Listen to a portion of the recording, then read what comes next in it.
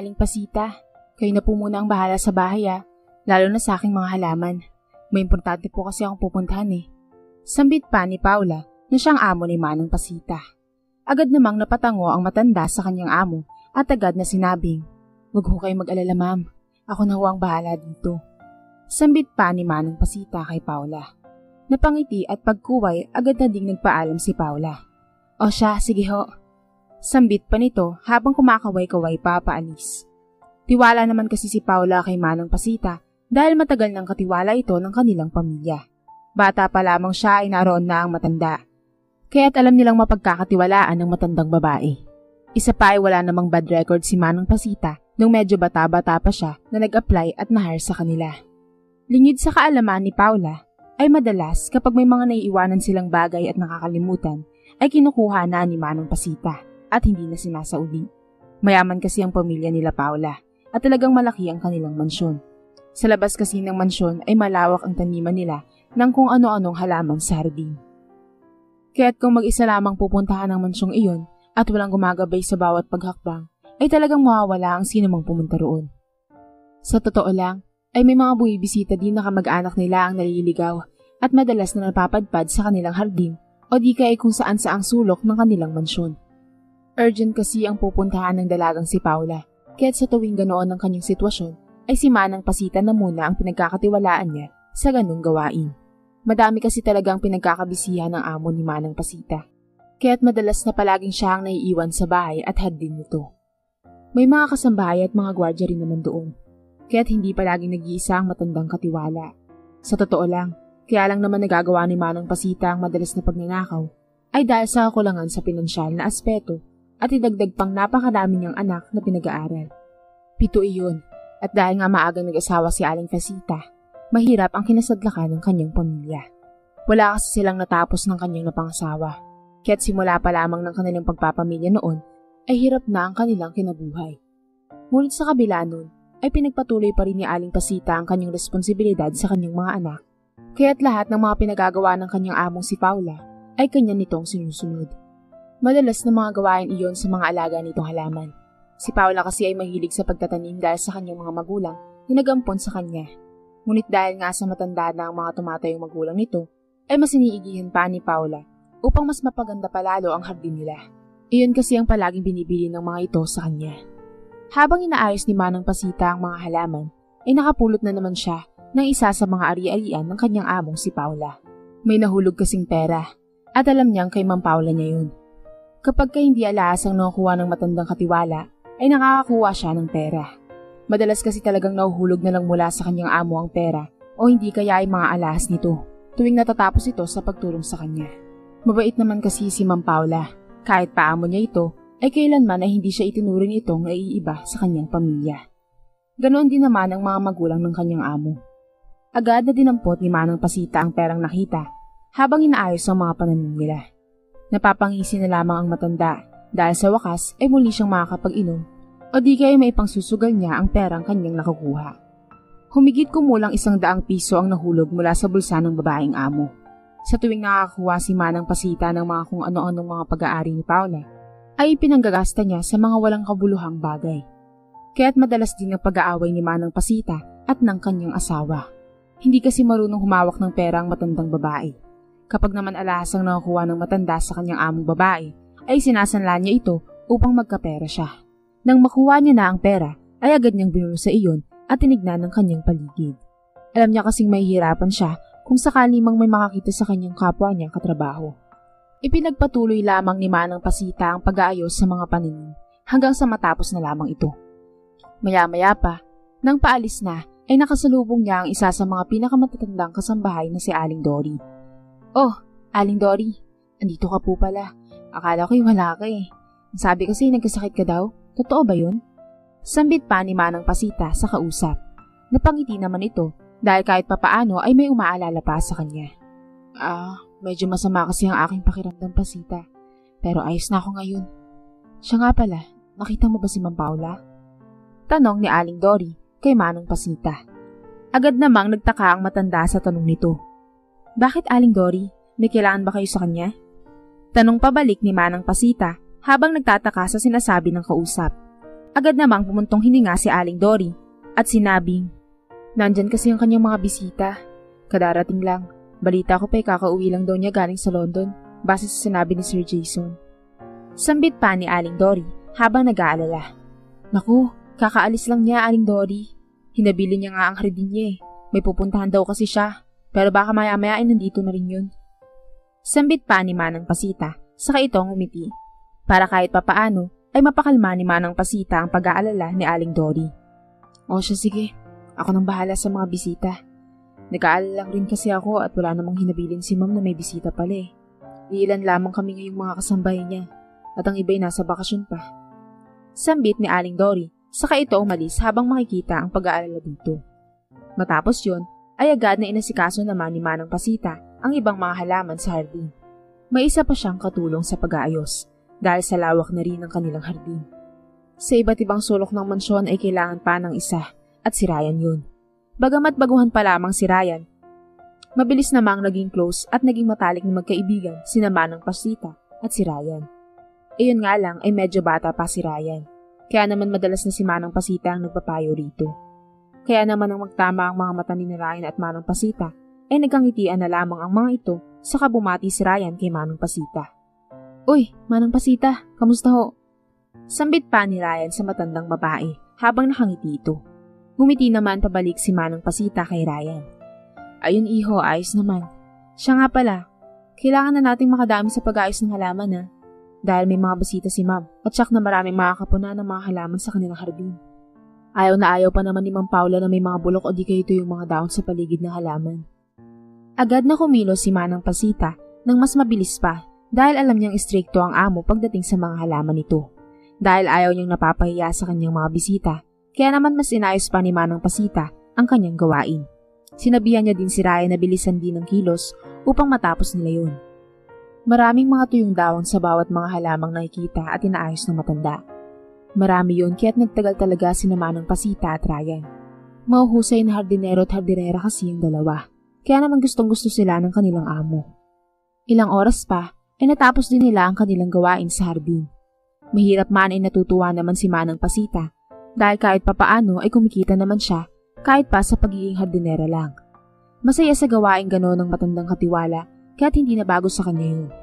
Matapos nilang gawin ng kanilang trabaho ay sakto namang nasa loob na ng mansyon ng mga bisita dahil agad na niyang narinig ang mga ito na pinapasok ni Aling Dory kanina. Sa tuwing wala si Ma'am Paula ay palaging sa mismong sala ito naatid. Kaya naman nang mapadaan si Manang Pasita, doon ay narinig niya ang mga ito na nagtatawanan at nagbabanding. Kaya naman bigla niyang naalala ang kanyang pamilya sa probinsya. Madalas na masaya at puro lamang tawanan at kwentuhan, kaya naman nang marinig niya ang mga bisita na ganun kasaya, ay parang bumalik ulit siya kung saan ay makikita niya ang saya ng pamilya niya tuwing umuwi siya. Naalala niya ang kanyang mga anak at ang kanyang asawa. Napapangiti na lamang siya dahil kahit ganun siya at madalas na kung saan-saan niya nagagastos ang pera, ay may paki pa rin naman siya sa kanyang pamilya. Habang naroon at napapadaan, ay agad na narinig ni Manang Pasita ang busina ng kotse ni Ma'am Paula. Senyales na nasa labas na ito at pinabubukas nito ang gate sa labas. Kaya agad na pumunta doon si Manang Pasita. Nang naroon na siya, saka pa lang niya nakita na binubuksan ng gate. Kaya naman tinulungan niya na sa pagbubukas ng guard. Close din naman kasi si Manang Pasita at ang mismong guard nila doon, kaya tinulungan niya ito. Matapos mabuksan ng gate ay saka lamang nakapasok sa loob ang amo. Marahil ay tinawagan nito ni Aling Dory upang malaman nito ang biglaang pagpunta ng kanyang mga bisita. Kaya naman agad din ang pagbalik nito. Nang makapasok ay agad na ipinarke ni Paula ang kanyang sasakyan sa gilid ng mismong mansyon kung saan naroon ang kanyang pinagpaparkingan. Agad namang bumaba ang dalaga sa kanyang sasakyan at saka nito tinanong si Manang Pasita. Kapansin-pansin ang pagkakunot ng noon nito. "Totoo po bang nandito sila?" Tanong pa ni Paula kay Manang Pasita habang nakakunot ang noon nito. Marahil ay hindi kasi nito alam na pupunta ang mga ito. At kahit pa, dapat sana'y nakapagsabi sa kanya ang mga ito. Katulad ngayon na meron siyang ginagawa, kaya naman ganun na lamang ang pagkainis ni Paula. Tumango naman si Manang Pasita at saka tumugon kay Paula. "Opo ma'am, nasa loob sila. Mukhang biglaan din po ata ang pagdating." Sambit pa ng matandang hardinera. "Kamusta naman po ang mga halaman sa aking hardin? Natapos niyo po ba?" Tanong naman sa kanya ni Paula habang ito ay unti-unting pilit nang umingiti. Agad namang sumagot si Manang Pasita habang nakangiti. Opo Ma'am Paula, natapos namin ni Ryan. Sambit pa ng matanda. Agad namang napangiti si Paula dahil kahit papaano ay hindi naman na magiging problema iyon. Masyado rin kasing clean freak ang amo nito. Ayaw nito na madumi kapag siya ay may bisita. Mapa-estranghero man ito, kakilala, kaibigan at lalong-lalo na kung kamag-anak at mismong kanyang pamilya. Nang malaman niyang okay naman pala ang mga halaman niya, ay agad na nagpasalamat ito kay Manang Pasita at agad na nitong pinuntahan ng kanyang mga bisita habang si Manang Pasita naman ay agad na nagpaalam sa guard nila na sasaglit lamang siya. Dala-dala kasi nito ang perang nakuha niya kanina at iyon ang ibibili niya ng kahit anong gusto niya. Tuwang-tuwa pa si Manang Pasita dahil sa wakas ay may maipang susugal at pangiinom na naman siya. Kaya naman agad na bumili ng pulutan ng matandang hardinera gamit ng kanyang nakuwang pera na nahulog ng kanyang amo.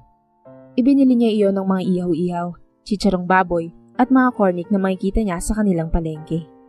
Nang makabili na ng kanilang mga pulutan, ay saka naman siya nagaya sa kanyang mga kumare. Ang iba ay may mga trabaho na, habang ang iba naman ay tambay lamang o di kaya hindi pumasok, kaya naman ang mga iyon ang kanyang inayang makipag-inuman. Pumayag naman ang mga ito sa pag-aaya niya. Mare, pansin ko, simula nang may hire ka sa trabaho mo, palagi kang may pera. Kami, hirap na kaming kumita ng pera. Pero ikaw, parang nung nakarang araw ay nagpainom ka din ah. Mukhang galante ang boss mo at panay ang bigay ah. Sambit pa ni Manang Flor na isa sa mga kumare ni Manang Pasita. Oo nga Mare, baka naman kailangan nila ng dagdag na gwardya o di kaya houseboy. Ang laki ng sinasahod mo eh. Sabat pa ni Manang Berting habang nakangiti ito at tulad ni Manang Flor ay nagbabakasakali rin ito. Oo nga Mare, ang swerte mo sa amo mong yan. Baka naman pwede mo kaming recommend dyan. Sambit pa ng isa pang kumare niyang si Manang Tess. Natawa naman si Aling Pasita sa kanyang mga kumpare at kumare at pilit nang umiti dahil gustuin man niya at kahit alam niyang malaki nga ang sasahuri ng kanyang kapwa kumare at kumpare ay hindi niya kayang irekomenda dahil alam niyang kapag ginawa niya iyon ay magtataka ang mga ito kung bakit hindi naman ata totoong may bonus o perang binibigay kaagad kahit hindi pa sumasahod. Napakamot ulo na lamang si Manang Pasita at saka nagsalita. Naku, hindi na kasi tumatanggap ulit ng trabahante dahil madami-dami na din kasi ang nag-a-apply sa kanya noong nakarang araw.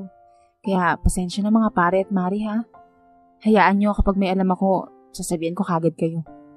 Sambit pa ng matandang Pasita sa kanyang mga kainuman.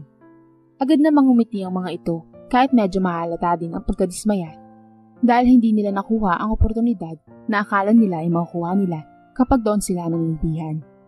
Malaki magpasahod ang pamilya ni Paula, lalo na kay Manang Pasita. Ngunit sapat lamang sa kanilang pamilya dahil nga maraming anak ang matandang hardinera. Naku, sayang naman pala kung ganun. Sambit pa ni Manong Berting. Oo nga, sayang. Sana pala nung nag-apply ka, Mare, nag-apply na din ako. Sambit pa ni Manang Flor na mahalata ang pagkadismaya nito kahit pa nakangiti ito. Sayang. Hirit pa ni Aling Tess. Agad namang muling umiti si Manang Pasita sa mga kainuman at sinabing, "Huwag kayong mag-alala, palagi ko naman kayo nilibro tuwing sasahod ako. Ako ang sasagot sa lahat." Sambit pa ni Aling Pasita. Saka nito hinawakan ng balikat ng isa sa mga kumari niya. Masaya naman ang mga ito sa sinabi niya dahil agad na nagsihirit ang mga ito. Naku, yun ang gusto namin sa'yo Maring Pasita eh. Hirit ni Aling Tess kay Aling Pasita habang nakangiti. Sinabi mo pa Mare, sana nga lang hindi mo kami malimutan sa ganyang klaseng trabaho mo. Sambit naman ni Manong Berting. Aba dapat lang na hindi niya tayo malimutan no? Solid tayo sa kanya eh. Kaya maigi na din to kung ganun. Masaya na kami kahit libre mo lang. Tugon pabalik ni Manang Flor at agad namang nagtawanan ng mga ito saka muling nagsalita si Aling Pasita. Aba, bakit ka nang magagawang kalimutan ng mga tunay kong kaibigan? Sambit pa ni Manang Pasita sa kanyang mga matatalik na kaibigan. Agad namang nagtawanan ng mga ito. Hindi na namalayan ni Aling Pasita ang oras at naginuman na ang mga ito. Buti na lang ay tapos na ang matanda ang kanyang mga gawain sa mansyon ng araw na yun. Pero iniisip nito kung babalik pa siya. Mataas ang alcohol tolerance nito. Samantala, si Ma'am Paula ang nag-aasikaso sa kanyang mga bisita. Bumisita ang mga ito upang makita ng kanyang mga magulang ang kanyang proyekto sa kanyang natapos. Sa totoo lang ay hindi nagustuhan ni Paula ang pagdalaw ng mga ito nang hindi sinasabi sa kanya. Naiinis siya sa mga oras na yun. Inasikaso niya ang bawat isa at sinerva ng mga kain. Halatang matapobre ang magulang ni Paula. So how's the project, Iha? Tanong na sambit pa ng ina ni Paula Kaya naman agad na nataranta si Paula dahil agad na tinanong siya patungkol sa kanyang proyekto sa kanyang kumpanya. Oh, Dad. You don't have to worry about it, Mom. I'm still managing it and don't worry, I got this, okay? Sambit pa ni Paula sa kanyang magulang. Nagdi-dinner na kasi ang mga ito sa oras na yun. Kaya naman panay ang tanong. I see. That's good. Sambit pa ng kanyang ina. Matapos yun ay humirit din ang ama ni Paula at saka din ito nagtanong. So how's the process, Iha? Sambit naman ng ama ng dalaga habang ini-slice ang pagkain nito. All I can say is my project is doing a lot of progress, Dad. And from that, it's happening. And it's actually working, Dad. Sambit pa niya sa kanyang ama. Well, that's good to hear, ha? Kailangan naming malaman kung anong nangyayari sa kumpanya. We can't afford to lose such fortune. Sambit pa ng ama ni Paula. Madami pang tinanong ang kanyang magulang at lahat ng iyon ay patungkol sa kani-kanilang mga negosyo at maging sa kumpanya. Lahat naman ng mga tanong na iyon ay nasagot naman ng maayos ng dalaga at natapos ang kanilang gabi na puro tanong. Halos late na din sila nakatulog dahil sa tanong ng mga ito. Ang iba namang mga kamag-anak ay dinala na sa kanilang mga kwarto dahil alam niyang mahaba-habang usapin na naman ang magaganap kapag ang mga magulang na niya ang nagtanong. Iyon nga ang nangyari. Samantala, ang mga kaibigan naman ni Manang Pasita ay lasing na noon. Kaya naman tinawag niya na ang mga anak ng mga ito na lalaki upang ihatid ang mga ito. Umuwi na ang matandang hardinera nang makaramdam na siya ng hilo sa pagkalasing at nalimutan na ang kanyang trabaho sa sobrang pagkalasing nito. Buti na lamang ay walang panahon si Paula sa kanya at hindi naalala na wala doon si Manang Pasita. Kinabukasan ay muling pumasok ang matandang hardinera at muling ginawa ang kanyang trabaho sa mansyon nila Paula. Doon ay pinakilala siya ni Paula bilang isa sa mga katiwala niya na si Manang Pasita. Ipinasyal ni Paula ang kanyang mga magulang sa hardin nila nang matapos ipakilala nito si Aling Pasita at maging si Ryan. Nagandahan naman ang mga ito sa kanilang malinis na hardin. Wala nang masabi ang kanyang magulang dito, kaya't natuwa si Paula at nagbigay ng bonus kay Manang Pasita. Ang matandang hardinera naman ay labis ang tuwa at agad itong nagpasalamat. Nagpatuloy naman si Aling Pasita sa kanyang mga gawain sa hardin ng kanyang amo. Habang nag-aayos pang muli ng hardin si Paula, ay tulad ng nakasanayan ay kinukuha ni Manang Pasita ang anumang mga nahulog nito. Kahit pa kasi amo niya si Paula ay hanso nito sa kanyang mga alagang halaman kahit na andyan silang mga hardinera at hardinero nito. Bukod doon, ay paborito niya din naman ang kanyang ginagawa kaya't walang problema. Ang kaso nga lang ay palaging nakukunan si Paula nang hindi niya alam. Kung nung nakaraan ay nakuhaan ni Manang Pasita ng pera si Paula, ngayon naman ay alahas ang nakita ng matanda. Isa iyong mamahaling bracelet na pangbabae. Ginto at mukhang mataas ang halaga dahil napakaganda nito. Hindi napapansin ni Paula iyon dahil napaka-busy nito sa kanyang ginagawa. Kaya sobrang saya ni Aling Pasita nang makuha niya ang alahas. Ibinulsa niya kaagad iyon at napangisi. Tulad ng mga nakaraang nakagawian, ay palagi nagpapainom si Manang Pasita. Palagi nitong pinapainom ang kanyang mga kumpare at kumare. Kapag kaalahas kasi ay binibenta niya sa mga pawn shops na pinupuntahan niya. Doon niya din pinapacheck ang halaga noon. Nagulat pa nga si Aling Pasita nang malamang sobrang mahal pala ng alahas na kanyang nakuha sa kanyang among si Paula. Halos magti-30 mil na ang isang alahas na iyon, kaya't hindi na pinalampas pa ni Aling Pasita at agad na binenta sa halagang iyon.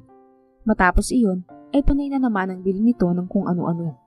Minsan din nagtataka ang asawa niya kung papaano nagagawa nitong gumasta ng ganong kalaking pera at magabot pa sa kanilang pamilya, gayong hindi naman araw ng sahod niya. Oo nga't kada kinsenas, ngunit pangalawang araw pa lamang ay ganon na ang kanyang natatanggap. Kapag tatanungin naman siya ng kanyang asawa, ay palaging sinasabi nito na bonus o di kaya natuwa lamang ang kanilang boss. Napapasinghap na lang ang kanyang asawa. Nagtataka man ito ay mas pinili na lamang ng asawa niya na magtiwala at paniwalaan ang sinasabi niya, gayong mayaman naman talaga ang may-ari ng mansyong pinagtatrabahuhan nito. Ilang araw pang lumipas ay ganoon pa din ang kanyang ginagawa. Palagi pa rin niya ang kinukuha ang mga bagay na hindi naman sa kanya. Tuwang-tuwa si Manang Pasita tuwing ginagawa niya yun at dihim na napapangisi na lamang siya sa nangyayari. Minsan nga iniisip niya na sobrang bobo naman ni Ma'am Paula dahil sa madalas na pagkahulog ng mga gamit nito. Minsan iniisip ni Manang Pasita na nakawan nito ng mas malaki pang halaga. Ngunit dahil nga mukha namang palaging nakakuha siya ng pera o di kaya alahas, ay hinahayaan niyang mangyari ang mga mangyayari. Halos araw-araw ay may pera itong nakukuha, kaya't palagi masasarap ang inuulam nila.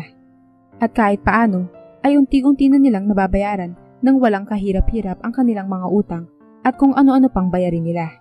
Sobrang saya ni Manang Pasita. Dahil halos sa araw-araw ay may inuuwi siyang pagkain sa kanilang hapag at nagagawa niya ang gusto niya. Samantalang si Paula naman ay nagtataka kung bakit parang ang bilis ng pera sa kanyang bulsa. Parang noong nakarang araw may 20 mil siya, ngunit agad ding nawala. Ang buong akala niya ay napapagastos lamang siya, ngunit ang hindi niya alam ay hindi naman siya napapagastos talaga dahil kada may mahuhulog na ari-arian niya mula sa kanyang bulsa ay palaging kinukuha ni Manang Pasita ng palihim at hindi niya alam. Nagtataka man nung una ay hinayaan na lamang niya, ngunit habang tumatagal ay lumalaki ang kanyang nawawalang pera. Ang kaso ay hindi niya pinansing muli hanggang sa maiwan niya ang kanyang alahas at iyon ay ang kanyang relo na pamana pa sa kanya ng kanyang lola. Makapal iyon at gintong-ginto talaga. Mamahalin iyon dahil isa na din siyang collector's item na binibid sa market nang umabot sa 100 piso at maaari pang ibid ng mas mataas pang halaga. Dahil ang content ng ginto nito ay mataas talaga. Muli siyang naglagay sa packet niya at titignan niya kung may kukuha ba nun mula sa kanya. Nagsimulang magtanim muli si Paula. Samantala, lihim naman na napapangisi si Manang Pasita dahil muli na naman siyang makakakuha ng pera dito at alam niyang iyon ang mangyayari. Panay ang pag-aayos sa hardin ni Manang Pasita noon.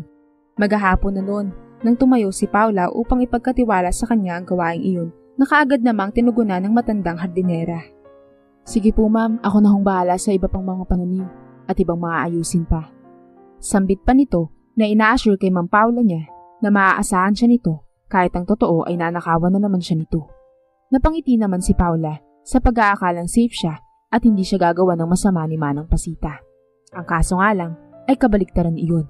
Umalis na ang dalagang si Paula at matapos nitong ihabilin ng mga halaman nito, naiwan muli si Manang Pasita at tulad ng dati ay may naiwan muling gamit si Ma'am Paula at ito naman ay ang relo. Mukha itong vintage talaga at makina ang mismong ginto nito. Kaya naman binulsa niya yun. Saka nito pinagpatuloy ang pagiging hardinera. Buong araw na ganun ang ginawa ni Manang Pasita. At tulad ng dati, pag natapos na niya ay umuwi na siya. Nang papauwi na siya, ay saka lang niya nalaman na mamahalin pala ang kanyang nakuha. Kung noon ay pa 20 mil lamang, nung araw na yon ay higit pa sa 20 mil ang nakuha niya. Dahil may bumili nito, isang mayamang negosyante ang nagbid ng pagkalaki-laki. Sobrang nasilaw ang matanda sa presyo, kaya't ibinenta niya ito ng kalahating milyong piso. Nang naibenta niya na, ay makikipagkita na siya sa mismong nagbid. Online niya lamang kasi ipinagbenta ang nasabing mamahaling relo. Nang magkita sila, ay doon nabigla si Manang Pasita. Dahil ang pinagbentahan niya pala ay walang iba kundi ang sarili niya ding amo na si Ma'am Paula. Agad na may kasama itong mga pulis at dinakip siya. Doon ay kinumpronta ni Paula si Manang Pasita. Ang laki ng tiwala ko sa inyo, Manang Pasita. Pero ito pa ang igaganti mo sa akin? Kaya naman pala palagi ako nawawalan ng pera o ng kung ano-ano mang pag-aari ko. Kasi ikaw mismo ang nagnanakaw. Di ba sapat sa iyo ang sweldo mo na halos katulad na din ng ibang mas may pinag-aralan kaysa sa'yo? Pilit kitang tinuruan. Pero bakit mo to ginawa? Sambit pa ni Paula na dismayado pa at nangingilid ang luha sa galit. Kailangan ko kasi mong kaya... Ipagpapatuloy pa sana niya ang sasabihin nang magsalita muli si Paula. Kaya mo nagawa? Naiintindihan naman kita, Manang Pero ang hindi ko maintindihan, kung bakit kailangan mo pang gawin to? Samantalang madali lang naman akong kausap I saw the CCTV footage when I lost my watch. And I really thought na naitanim ko. So I check it. Pero wala Kaya nag-decide ako na makita ang CCTV. And I found out na ikaw ang salarin. Nakita ko din na every time na may nahuhulog mula sa packet ko, ay ikaw ang kumukuha. I can't believe you anymore, Manang Pasita. Sambit pa ni Paula, dahilan para mandumo ang matanda. I'm sorry pero I've made up my mind. You are fired and you'll pay for all of that or else ipapakulong kita. Sambit pa ni Paula. Dinala naman ng kapulisan si Manang Pasita at sa barangay sila nagkaroon ng agreement. Sobra ang pagsisisi ni Manang Pasita. Dahil tama naman talaga si Paula. Naging mabait ito. Ngunit dahil sa sobrang kapusukan at pagiging makasarili, ay hindi niya inisip ang consequences ng ginawa niya. Magmula nun, ay nagbago si Manang Pasita. Bagamat hardinera pa rin, ay iniba niya na ang ugali niyang mapanglamang sa kapwa. Paunti-unti ay nabayaran niya ang mga ninakaw niya. At doon niya natutunan ang aral niya sa buhay na wag mong tatangkain man lamang sa kapwa para sa pansariling kagustuhan dahil magdadala iyon ng kamalasan sa iyong buhay. Palaging tatandaan na ang perang pinagpapaguran pa rin ang palaging umaasenso sa buhay tulad ng lalong pag-angat ng kayamanan ng pamilya ni Paula dahil sa kabaitan nito at ang minsang paglubog naman ni Manang Pasita dahil sa panglalamang sa kapwa.